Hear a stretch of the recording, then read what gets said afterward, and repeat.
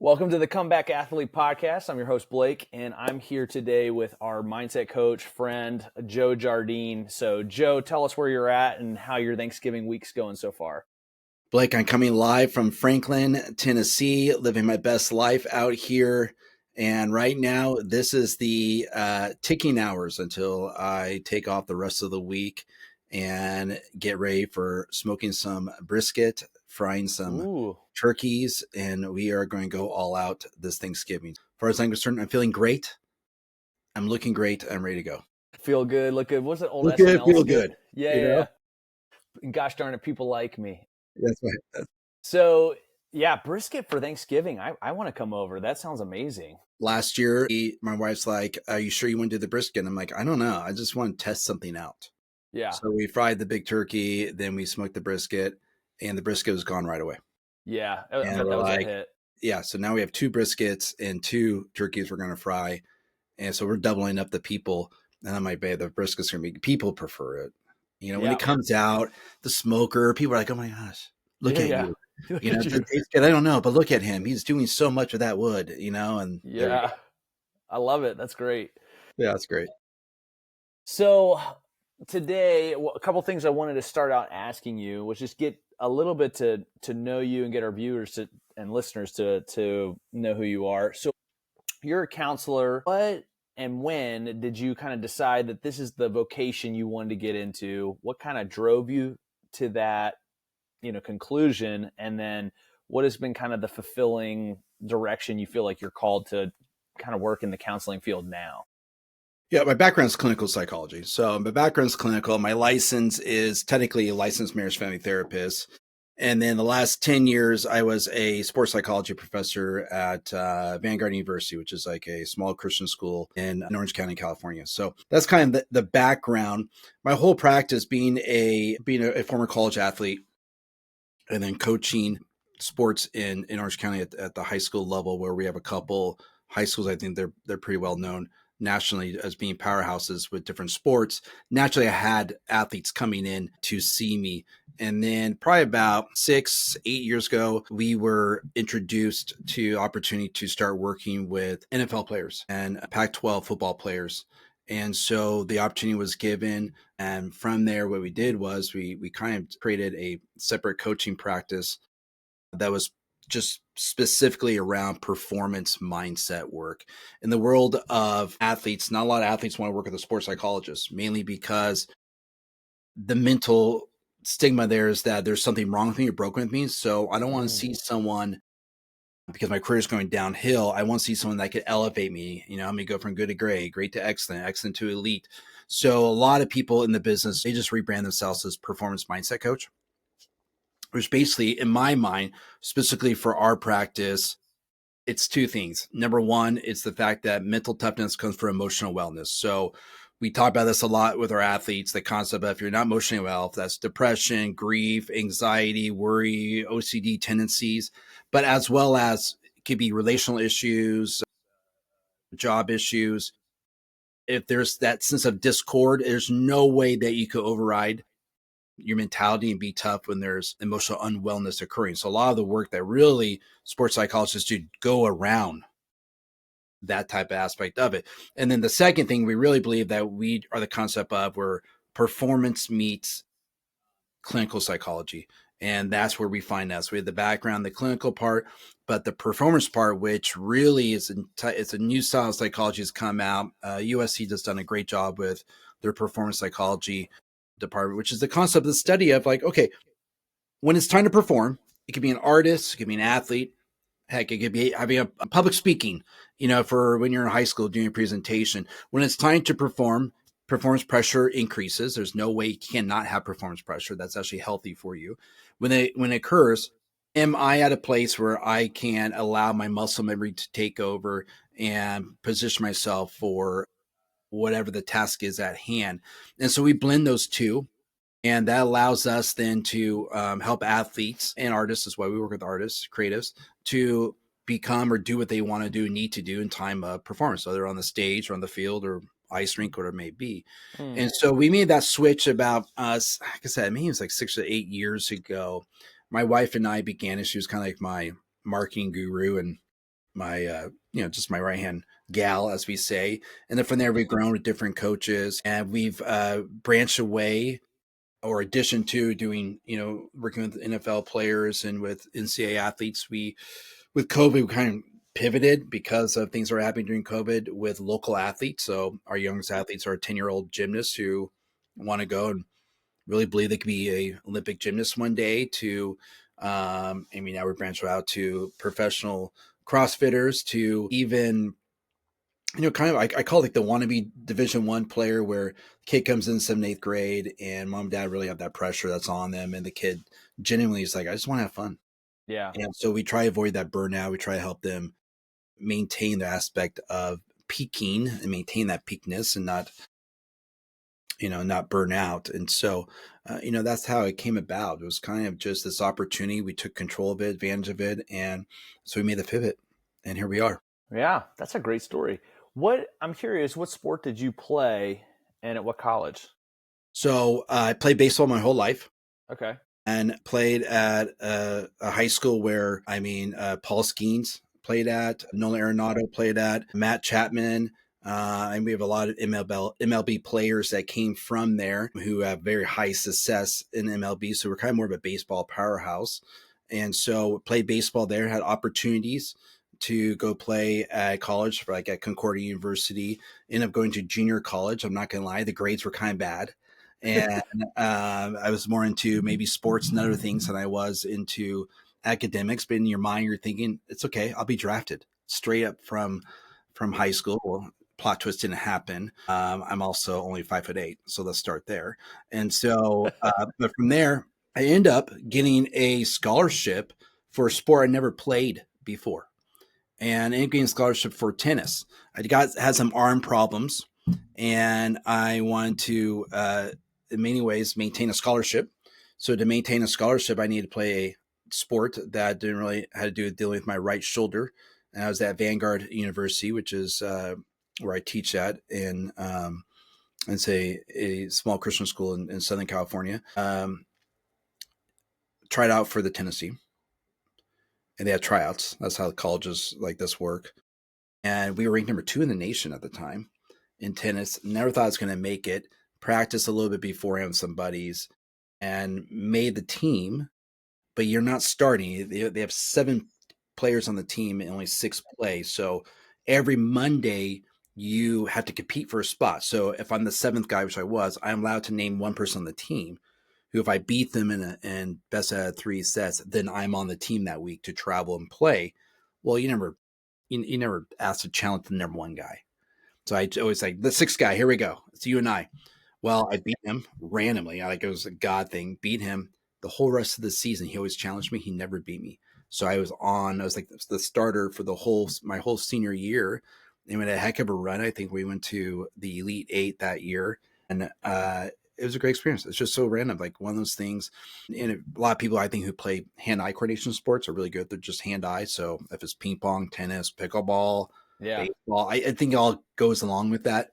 And I just had the ability to get it going. And the wild part about that was our coach was this guy from Sweden. He was just a really good guy and broken English, but just really good guy. We had a lot of guys from Germany and from Sweden. A lot of them would play professionally tennis. And then they'll come to America and on the off season and take scholarships, and that was allowed. So a lot of great tennis teams are actually not even, or universities have a lot of overseas guys. But I remember I was kind of just getting defeated in the playoffs or the nationals, what do you call it? And so he called a timeout. He called an injury timeout. I'm like, I'm not injured, coach. I'm not injured. And he's like, you're injured. He's like, just tell me you're injured. So I'm like, all right, time out, guys. I got ankle problems. Sit on the bench. He sits down next to me. And to this day, he goes, the difference between a win and loss in tennis is your attitude. Mm. It's time to change it. And I was like, boom, clicked. And that was like the first taste of what we would consider performance psychology mindset work, where I actually felt that. Before that, a lot of stuff with baseball was just really talent driven for me. Mm-hmm. But not looking back, that mental game wasn't really a big thing they preached in the 80s and 90s. So, but looking back, I would say is everyone had a mindset. It's just a matter of it's healthy or not. You cannot not think, and Right. it's impossible, right? And so you can't think of two things at once. You only think of one thing at a time. And so looking back, I think everyone has the mindset whether they like it or not. It just matter if it's healthy or not, and whether Mm. it drives you or not. And so that's my accolades. If you ask my kids, they'll tell you Dad was a All American football player and dominated rugby as well. You got to put fear in the kids' eyes. And there's no YouTube videos back then. There's no cameras, so I can say whatever I Yeah, want. that's right. That's right. Hey, that leads me to the next question, because that was kind of like the story where it was like, wow, that really worked for me. I kind of like realized how important that part was, and it was like you said, a moment for you. What would you say now, like is your experience? What role does mental health play in achieving kind of physical sports or being physically healthy? And why do you think it's so crucial for like the long term success of the individual? Yeah, I think we're seeing right now is mental health is as equal as important as working out the body. We've seen now Olympic athletes who had to stop competing in the middle of it. We've seen even professional football players having to stop compete. We see at the NCAA level where you have a lot of freshmen coming into big schools for football and having major anxiety attacks, inability to leave the room. I believe, don't correct me on this, but suicide used to be the number one killer for college athletes. I think still is. Wow. I got to figure that. I have a friend who runs the Hidden Opponent, which is a nonprofit for mental health for college athletes. But someone could probably correct me if I'm wrong and send me a hate email if they want to on that one. But the concept of it is it's equal, because I go back to is the body is overworked, the mind is underdeveloped. And so you have an overworked body, which means you're talent heavy. And a lot of us are talent heavy. And we were talent heavy, and that goes fine when we're young, junior high, and potentially high school. But when you get to that next level, it's just not. Everyone's talented. When you get to the professional level, everyone's very talented, and everyone has a lot of effort at the professional level. And a lot of people in college that are very talent heavy, but not a lot of effort. So, you could potentially maybe out effort other people. But then the concept which will destroy or ruin anyone's athletic ability is just going to be their mental health. And so I think the major two is going to be depression and anxiety. And anxiety could go around social anxiety, performance anxiety, adrenal anxiety, whatever it may be. And for a lot of depression, it's just a loss of joy, not enjoying my sport anymore, don't find joy in it. So the concept of that is then creates burnout. And so it's an ego importance. I don't think I know of a college that doesn't have a performance mindset coach on there or a sports psychologist. I don't know of any professional teams that don't anymore. I mean, it's now hand in hand important. You saw this past year the Michigan quarterback doing his performance mindset work out on the field, doing his visualization techniques. We see tennis players who are professional now in between breaks doing their performance mindset journaling. I mean, the gig is out, which is we have a lot of information, a lot of research around it, and it's just a matter of people want to dive into it. A lot of people choose not to out of the aspect either A, I just don't believe in it. Right. B, I feel uncomfortable about it. C, I feel like that means there's something weak about it. I mean, there's a stigma around it. Mm. And so, the important part to recognize is if you really want to get the most out of your potential, then the mental health aspect of it, the mindset work, which is really hand in hand, you can't separate the two, is tremendously important. I remember when I did some work with the Dallas Cowboys, and one of the major issues was one of their years was that they're very good linemen. They're well known for alignment, but the alignment wasn't performing up to their potential. I think Roma was there at the time, or I think Dak's second year or something like that. And the concept they're talking about was that a lot of their linemen were inner city kids. And the knock on inner city kids was that they're these very big men that in seventh, eighth grade, they dominated. No, they just bully balled everyone. And then in college, they went to like a really good college, which is like SEC country. Did we get knocked out? No, we're good now. We're good back on. Very good. Where do you want me to start back at? So it looked like you were saying with Romo, or Yeah. let Yeah. one of the linemen wasn't performing up to. Yeah. So the lineman at the offensive lineman at the Cowboys at the time, and I think it's either Romo's last year or Dak's second or something like that, is performing at a high level. The problem was is a lot of the linemen were inner city kids, and the knock on inner city kids in the NFL was these kids were really big, large men. And when they're younger, sixth, seventh grade, they just bullied everyone. Like they would just dominate football. Then you go to college. I mean, go to high school, they would just, once again, just like be the best and just they're oversized. Get to college, a lot of them went to like SEC schools. So they may have lost once or twice a year. Then you go to the NFL, and here's everyone now is good, and everyone now is big, and everyone now is talented, and everyone works as hard as you do.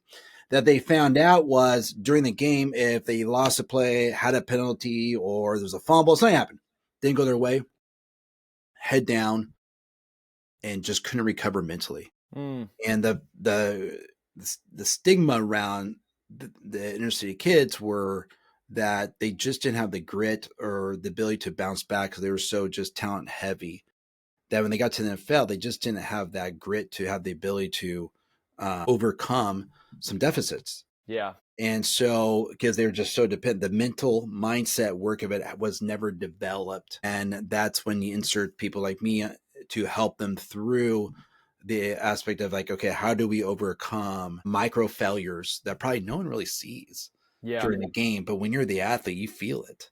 You know, Hmm. it's like in baseball, you let a ball go down right down the middle, strike one, but in your mind, like, I should have hit that ball. Like, I should have, and how's that affect you? But no one else sees it. But those micro moments that over time, if you don't have an opportunity to challenge them, change them, channel them, then it builds up. And at that point, then it will slowly seep into your personality Mm. as an athlete. And then it becomes more like you to fail, more like you to not do well.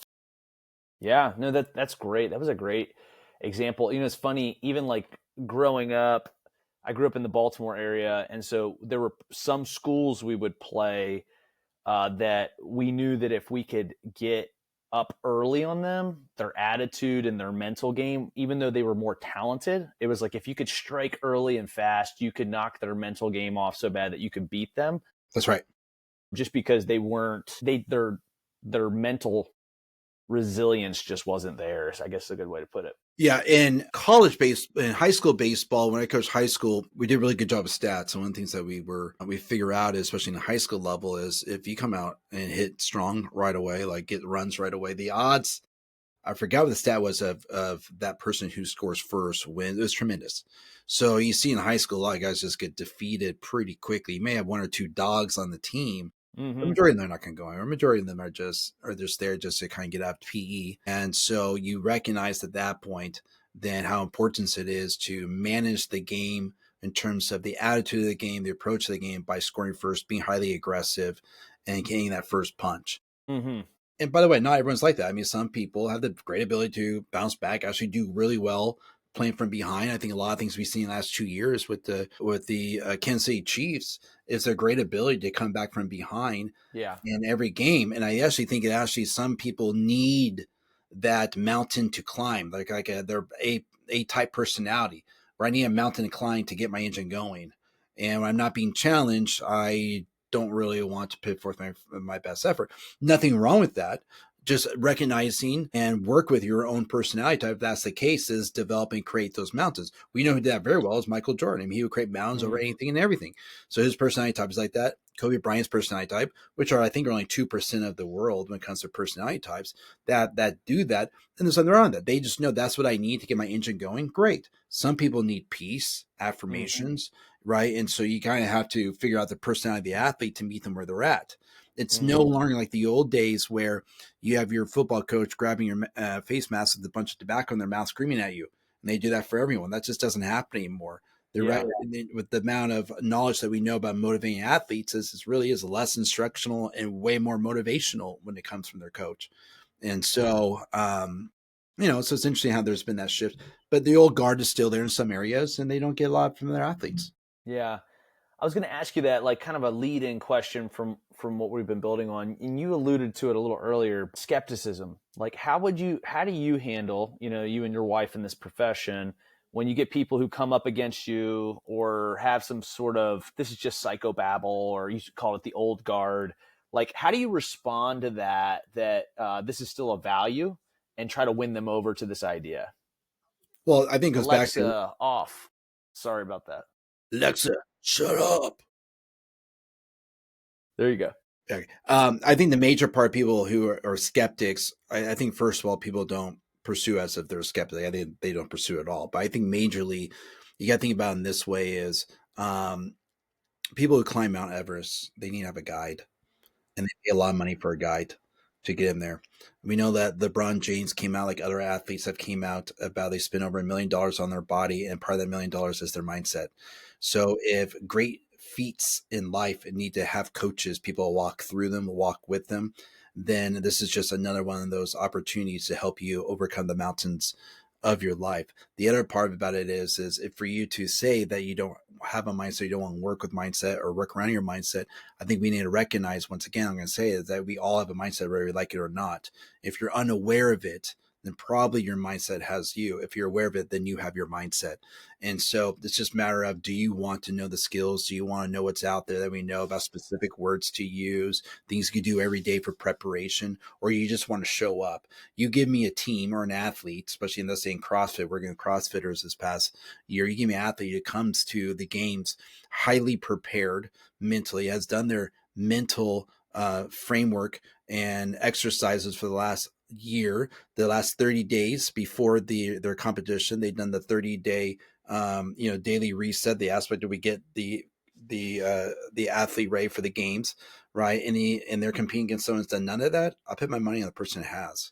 Mm, And so they say, well, maybe that person's more talented. Talent may win, but when you get to a high enough level, talent doesn't win. Because at some point, anxiety override talent. And so it's very hard to override. Remember, anxiety, cortisol overrides muscle memory. And so if you're anxious or worried to a certain level, your muscle memory, no matter how much you work out, your muscle memory is just going to you're going to freeze, right? You have the yips. The yips is occurring, right? And then you can't throw the ball second base, and you can't hit a golf course. Think about Tiger Woods. So you think about a lot of even football players or quarterbacks I worked with, where they're having off seasons, not because their mechanics are wrong, not because they weren't working hard enough in their body. It's because that their personal life was out of control, and mm, it was affecting their emotional wellness. So you don't know your potential until you actually work with someone on your mindset and do the performance psychology stuff. Period. You don't. wow, If you've never it's done it huge. before, you won't know. And so, and people want to say, "Well, that's not true." Well, you don't know. You don't Hmm. know. I mean, I've yet to have an athlete that I've worked with, knock on wood, that has spent time with me and said that wasn't fruitful, or I did, Mm. or I knew all of that. I already knew all that. ChatGPT told me all that, Joe. And that's not true. But there's a synergy in accountability. If anything in life you want growth in, you had to have an agenda. Mm, You had to have an agenda. First step of transformation is the aspect of getting a coach as well. Like I really believe that in all areas of my life. I want my kid to transform his horseback riding. He has a horseback coach, hmm. right? My daughter has soccer coaches, right? And the concept of it is you want to get your mindset to a place of more confidence. Because I think the number one issue that I do know, the number one issue that my athletes come to me for is I have performance anxiety that leads to lack of confidence. Mm, And the number one goal they have is I want to be more confident. Now, these are very confident people in life, but then you put them in a certain laboratory, which is like a sport, a workout, a performance. We've all been there for. It gets scary. It's hard. It's mm. challenging.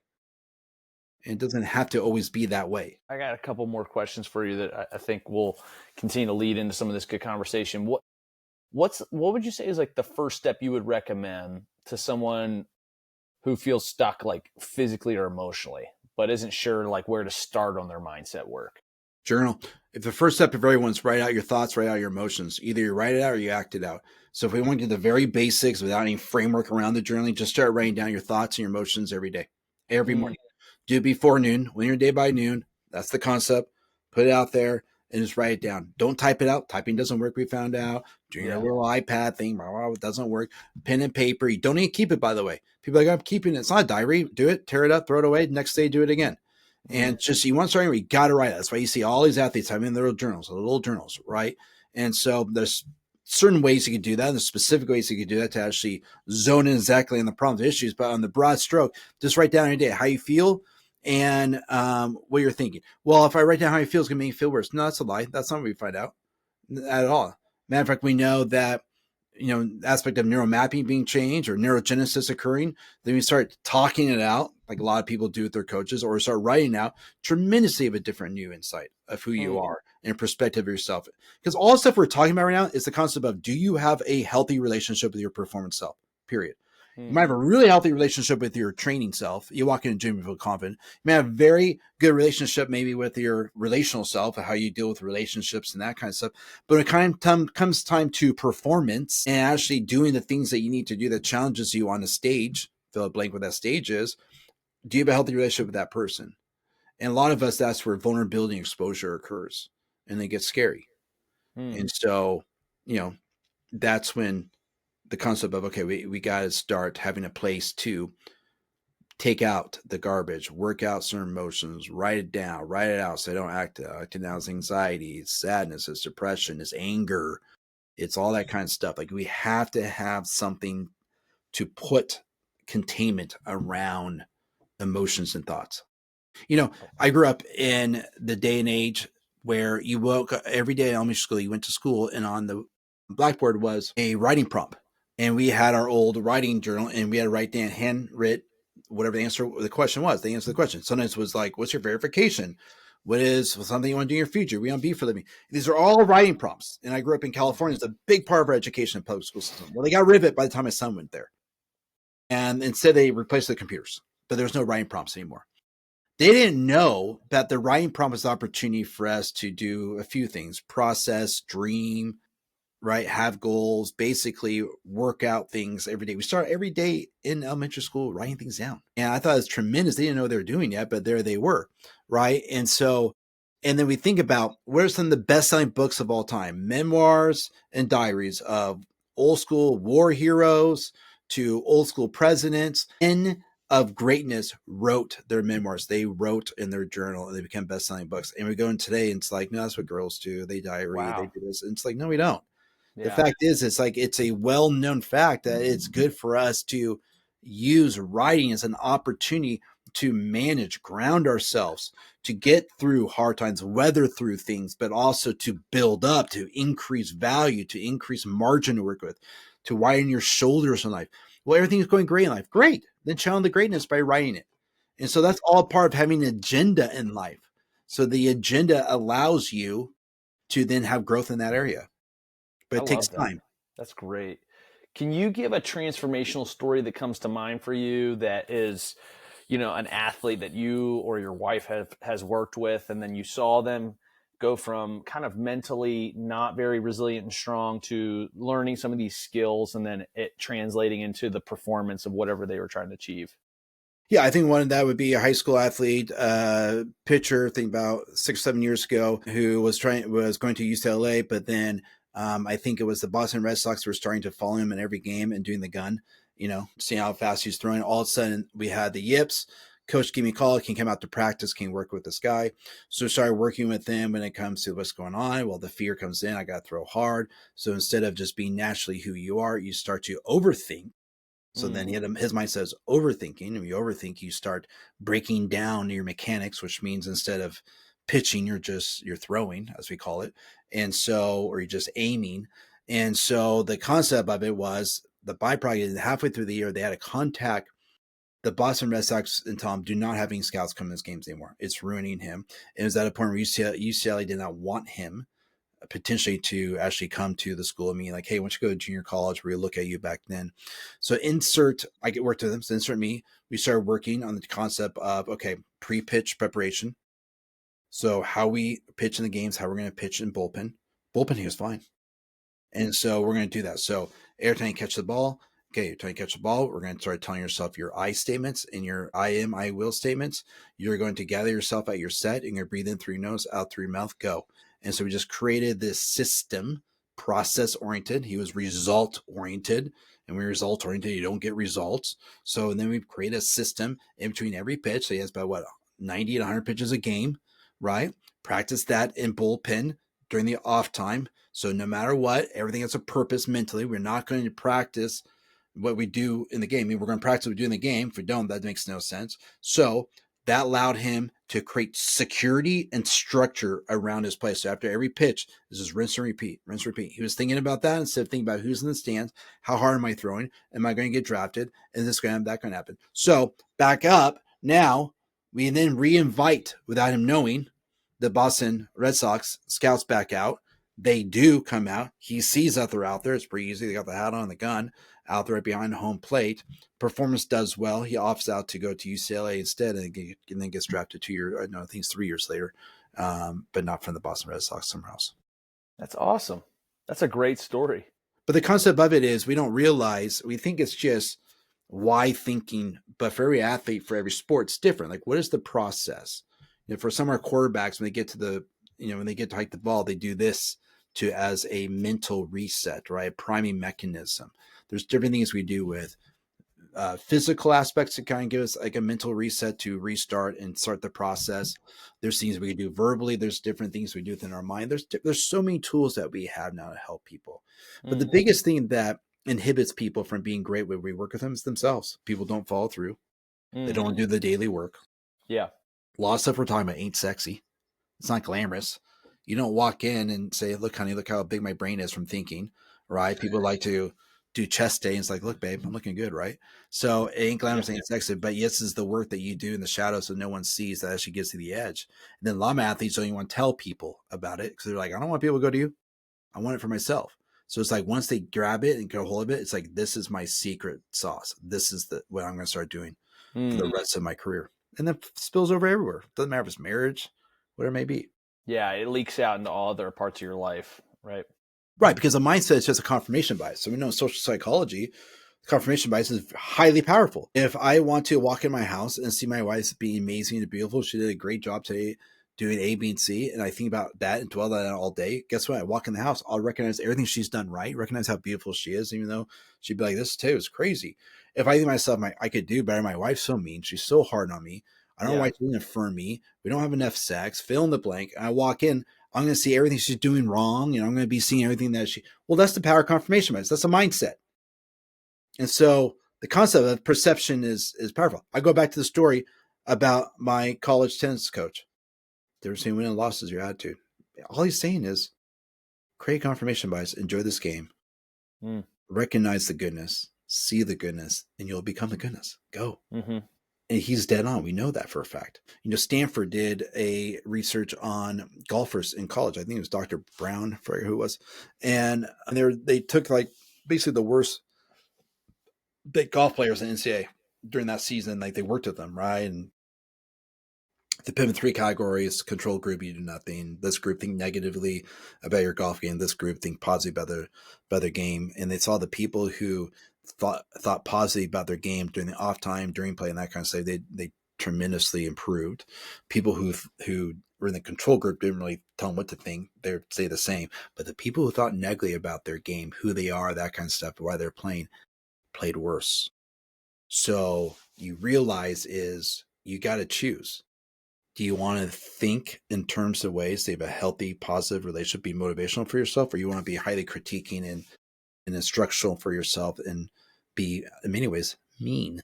And I think a lot of us are mean as athletes. We all grew up, if you were born in the 80s and 90s, we grew up with coaches that told us sucked. So we learned. So guess what we taught?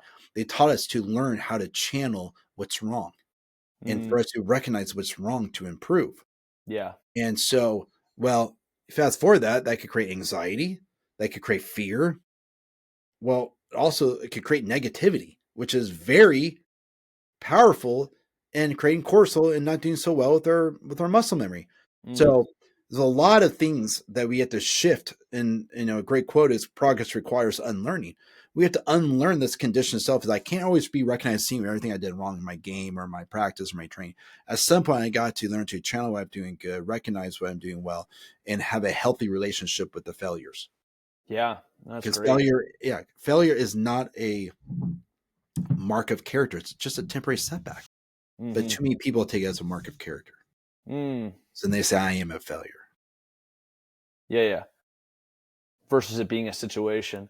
I can remember when I played D3 football, I played at a little college up in Western Maryland, and my offensive coordinator was one of those old school coaches. Like I had just come from being the best player on my team, captain of the all-star team. Like, everything I did was just gold. And then you get to college, like you had mentioned earlier, everybody was that on their team. And so the adjustment to that, I just remember him yelling at me and not having his approval, and him always being just the only time we communicated was when I was doing something wrong. I got so out of sorts. It was like I forgot how to catch a football. Like I just could not catch. And so I was staying after and trying to practice on catching. Catching wasn't the problem. It was like I had lost my confidence, and it like was just leaking out in everything. And then my schoolwork went down. Like I was depressed. It was just like a whole mess. And the sport I had loved for 10 years of my life, like hated it. I hated it so much. I caught myself talking to a guy on the team who was getting looked at by the Cleveland Browns. And I'm like, do you really want to go to the NFL? Because in my mind, I'm thinking, who wants to keep doing this? This sucks. This is not fun. And he looked at me like, yeah, why wouldn't I want to go play pro football? That's like the dumbest question I've ever heard. But it just showed you where my mindset was. I was so off on how much I wasn't enjoying life there that like I couldn't fathom even wanting to go play pro. Like it would just be more miserable. Right. And then you're seeing the concept in which how burnout could occur from an unpleasable coach. It's like if you had an unpleasable parent Yeah. in clinical psychology, then unpleasable parent creates this insecure child. Mm. Right. And I remember there was this UFC professor in the entrepreneurial program, which is, they just knock out a park for entrepreneurs. And he said, the best thing for, he goes, encouragement is the greatest asset you have for your business. Mm. And he would preach the aspect of if you don't outwardly encourage your business, speak highly of your business, encourage your employees, speak highly, then you're going to be a one day you're going to be an employee, not an employer. Mm. And I think the fact is life already has naturally its ups and downs, like every sport does, and we have to be people who are highly motivational and encouraging for us and each other. And there's something about that, especially when I think a lot of people by nature or potentially grew up with certain parenting types or even certain coaching types, that they have this very loud voice that's very critiquing and unhealthy. And so all of us have to find that correct voice in our mind that isn't. And so we have the inner coach, you have the inner critic. And a lot of us, the inner critic is very loud. And we think it's really real because we think pain is more real than joy. And Mm. that's a lie. Yeah. Last thing, and then we'll conclude this. And I appreciate you coming on today. Where do you see the health, like the fitness, health, and even sports in the next 5-10 years with relation to mindset, coaching, and sports psychology? What do you think is going to happen in the next 5-10 years? Yeah, I What think do you well, what do you? I think it's already happening. I think it's already, the fact is that you could watch Kirk Cousins on the show Quarterback on Netflix, and he openly had his sports psychologist sessions with them. I think the fact is you're going to see more and more around the mental health part to continue to grow. Adidas just gave a sponsorship for basically a mental health coach that they sponsored and having a shoe come out for mental health. And so you're going to continue to see the growth in there. NCAA is making tremendous strides around that, including developing potentially AI around that any athlete can text at any time of the night to get the help they need 24 hours. So the growth Wow. is there. The opportunities are there. The encouragement is there. More and more people, unfortunately, you're 2 degrees away from knowing someone who commits suicide. Well, back in the day, that only used to be people who was either in World War II or Vietnam because of PTSD. So we're seeing that a lot of this is touching people. And of course, the COVID byproduct is tremendous. They consider it to be the mental health hangover is considered to be almost twice as long as they believe that World War II mental health hangover was. So this is going to continue to grow. It's well known. It's being known. Coaches, the younger coaches are coming as the old guard is going away. That these younger coaches are recognize the importance of connection and the importance of people's mental health and the importance of recognizing, just like when it comes to hydration. It used to be is no one drinks during practice. You got to stay strong. And then you get your water after practice. And that was a big thing when I played, football. Hydration, overhydrate, make sure your fluids are there. So that stigma changed like in 2005 when that kid died on the football field from dehydration from, Hell Week. So then they stopped doing 2-a-days in a lot of states and that kind of stuff. So I think what's happening now is they're seeing the same thing happen to these athletes who are unfortunately taking their own lives because of the amount of pressure and their identity wrapped around them as an athlete, that the byproduct of it is there's a response. And the response is people realize this is important. Coaches realize this is important. And coaches are very much a influencer in kids' lives and even adult athlete lives. And influencers can either be one of good or bad, blessings or curses. And I think the fact is we're trying to lean on more being that of ones that are more blessings than curses. And I think there's going to continue to be there out the more that the new guard comes in, which I'm really Mm, happy about. Really happy yeah, about, you know. that's awesome. Well, Joe, if people wanted to work with you, where could they reach out or get a hold of you and your wife? Yeah, so you can reach out at the resetgroup.com. I think currently right now the website might just be one page. We're rebooting it for the new year. We have new opportunities coming out. All of our journals, performance journals, are out there as well on Amazon. You can find it on the website, theresetgroup.com. And so that is out there. That's best way to control us. My wife does all the fun marketing stuff. So I'm the actual coach. And so me and my colleague Casey works with a lot of our female athletes. She was a UCLA soccer player and just background, same background as me. Came from the same thread, so come from the same thread. So we really just mastered that. We worked with a lot of teams too. I went from little league to professional teams. So that's where you can find us at. Best place to find us at is there. And if you have any questions, you can contact us through the website, and we're there to help out any way we can. Great. Joe, thanks for coming on. Guys, this Joe also gets to do monthly calls with all of our clients that are elite clients. And so we do mindset from month to month. It's a different theme, and it's always something that I'm like pinching myself. I can't believe I get to be on there and learn all this stuff. So I know it's tremendously helped me as a coach. I remember my first one, Jake was like, "You should probably be there now that you're the owner and whatnot." And I was like, "Cool." And I grabbed a pad and I think I had like 3 pages worth of notes by the end. So it was so good. So really appreciate you. You're a huge blessing to us, and we're just thankful to continue to learn this stuff and create healthier athletes. Appreciate it, Blake. It's been a fun time working every month, and our mindsets are fun. Yes, sir. Well, signing off. Thank you for everything, and we'll see you guys next time.